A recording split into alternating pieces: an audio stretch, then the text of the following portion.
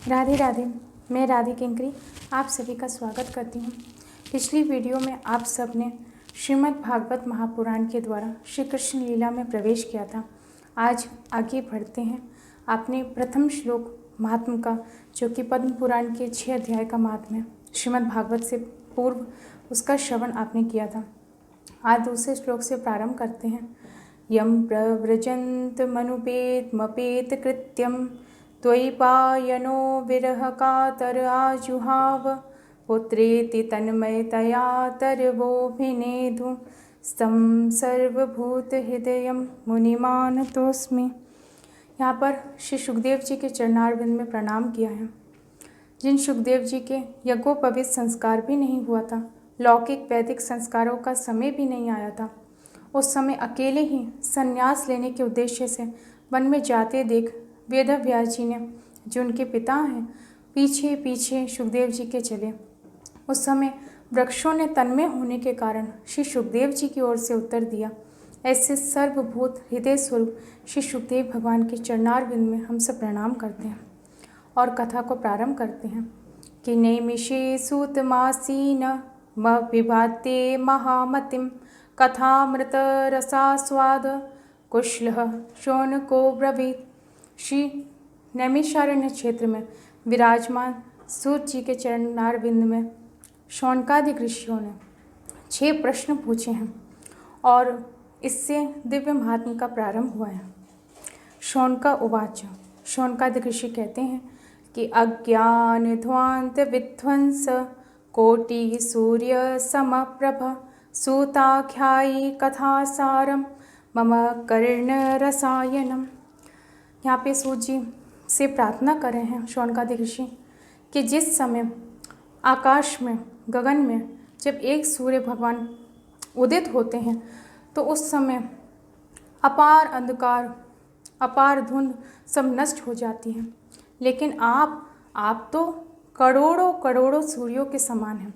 हमारे अज्ञान रूपी अंधकार को नष्ट करने के लिए, दूर करने के लिए हम आपके चरणों में प्रणाम करते हैं। हम आपसे प्रार्थना करते हैं। प्रथम श्लोक कह रहे हैं कि हम आपसे प्रार्थना करते हैं कि हमें कथा नहीं सुननी, क्योंकि हमने बहुत पुराणों की, बहुत शास्त्रों की बार बार आपके मुख से कथा श्रवण करी है। अब हमें आप कथा का सार सुनाइए, क्योंकि हम कर्ण रूपी दोनों में उस रस को भर के पीना चाहते हैं। सूची से शौनकादि ऋषि कह रहे हैं कि अब हमको फ्रूट नहीं खाना, we don't want to eat fruit खाना, अब तो हमें जूस पीना, अब हमें फल नहीं खाना, अब हमें उसका रस पीना। तो कथा सारम मम कर्ण रसायनम, जो हमारे कानों रूपी दोनों में हम भर भर के पिए अमृत रूपी ऐसा दिव्य कथा रस का आप हमें पान कराइए। ये पहला प्रश्न। दूसरा प्रश्न पूछा है कि वो रस कैसा होना चाहिए।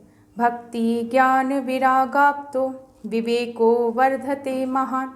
भक्ति ज्ञान वैराग्य इस तीनों से वो युक्त होना चाहिए, और साथ ही साथ विवेक को, विवेक अर्थात कि हमें क्या करना चाहिए क्या नहीं करना चाहिए, इस विवेक को बढ़ाने वाला हूँ, इसकी वृद्धि करने वाला हूँ।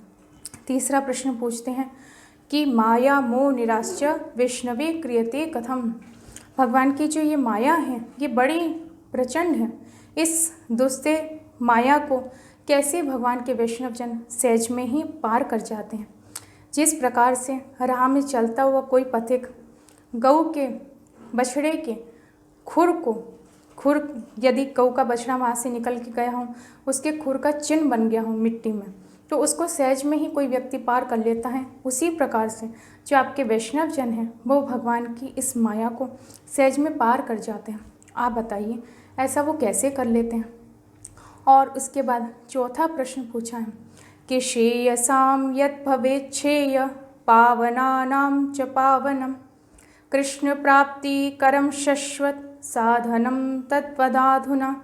आप कृपा करके बताइए कि जो श्री यानी कल्याण, जो कल्याण करने वालों का भी कल्याण कर दे, पावनानां च पावनम, जो पवित्र करने वालों को भी पवित्र कर दे, ऐसी उस कथा सार को आप हमें श्रवण कराइए। और छठा प्रश्न पूछा है कृष्ण प्राप्ति करम शश्वत साधनम तद्वदाधुना। भगवान श्री कृष्ण की शाश्वत प्राप्ति करा दो, क्योंकि श्री कृष्ण भगवान हृदय में आ तो जाते हैं लेकिन फिर चले जाते हैं, फिर आते हैं फिर चले जाते हैं। बड़े नटखट है ना नंदलाल, तो आते हैं लेकिन चले जाते हैं। लेकिन हमें श्री कृष्ण प्राप्ति कर्म शाश्वत शाश्वत श्री कृष्ण भगवान की प्राप्ति करा दें। ऐसे कथा सार को आप हमें हमारे लिए वर्णन कीजिए, क्योंकि शौनकादि ऋषि कहते हैं कि चिंतामणि लोक सुखम सुरदु स्वर्ग संपदम पृच्छति गुरु प्रीतो वैकुंठम योगी दुर्लभम। जब ये 6 प्रश्न पूछे हैं तो सूजी कहते हैं कि ऐसा लगता है आपके हृदय में बड़ी भारी चिंता है, तो आप कहें तो मैं आपको चिंतामणि प्रदान कर दूं, आपकी समस्त चिंताएं दूर हो जाएंगी। यह कल्पवृक्ष जो स्वर्ग में समुद्र मंथन के समय कल्पवृक्ष निकला था, वो स्वर्ग में विराजमान है, उसके नीचे भेज दूं, आपकी सारी कामनाएं पूरी हो जाएंगी। तो सूजी से शौनकादि ऋषि कहते हैं कि नहीं नहीं, जो चिंतामणि है वो संसार के सुखों को या संसार की चिंताओं को मिटा सकती है। जो कल्पवृक्ष है वो ज़्यादा से ज़्यादा पारलौकिक सुखों को प्रदान कर सकता है, लौकिक और पारलौकिक सुखों को दे सकता है। लेकिन हमें ना तो कोई चिंता है, ना कोई हमें सुख की आकांक्षा है, ना कोई कामना है। अगर गुरु प्रसन्न हो जाए शिष्य पर, तो जो योगियों को बड़ा दुर्लभ वैकुंठ है वो सहज में ही प्राप्त हो जाता है। तो आप गुरुदेव हम पर प्रसन्न हो जाइए। ये बात सुनकर सूची बड़े प्रसन्न हो गए हैं और फिर दिव्य इन प्रश्नों का उत्तर देते हुए क्रमानुसार दिव्य कथा का प्रारंभ किया है, जो आप अगले वीडियो में श्रवण करेंगे। अगर आपको वीडियो पसंद आई हो तो प्लीज़ चैनल को सब्सक्राइब करिएगा, वीडियो को लाइक करिएगा। जय जय श्री राधे, श्री कुंज बिहारी श्री हरदास, जय जय श्री वृंदावन वास।